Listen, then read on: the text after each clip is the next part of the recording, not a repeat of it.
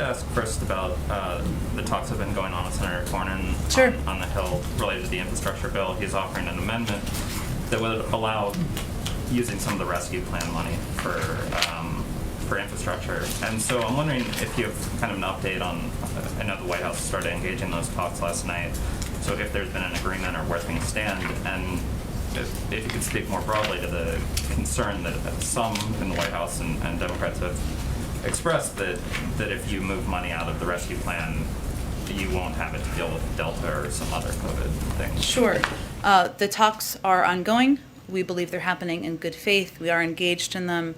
Our view is that there can be, and we think we are headed toward an agreement on this front. But we certainly are cognizant of and focused on the reality of funds being needed in communities across the country, as we are still in the midst of fighting a pandemic. And we are hopeful that any agreement on this front will take that into account front and center. After what we saw with the eviction moratorium and the concerns of the president, and you have expressed about Delta, particularly hitting them, I'm wondering, we heard from the White House about expanded unemployment benefits.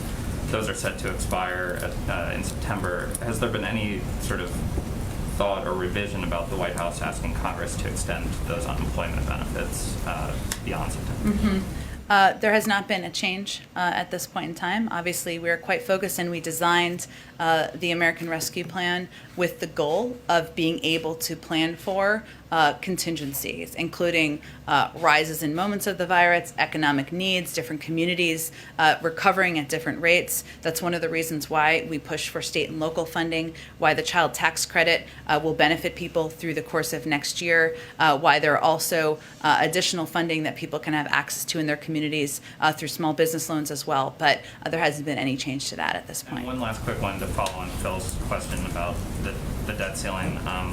Senate Democrats have been talking about attaching it to the CR. Mitch McConnell earlier today indicated that Republicans didn't want to support this, but the result of this is if Democrats throw it onto the CR, there could be a government shutdown in a couple months. And so I'm wondering if that is a concern, if the White House has any sort of preference for how they want Congress. Obviously, I know you want Congress to raise the debt ceiling, but any preference on how they do it?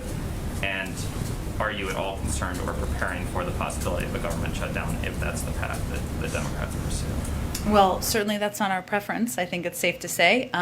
We are, of course, in close touch with leaders in Congress about the path forward, but our preference is for Congress to move forward, as they have 3 times during the last administration, to raise the debt ceiling, which is the responsible step to take.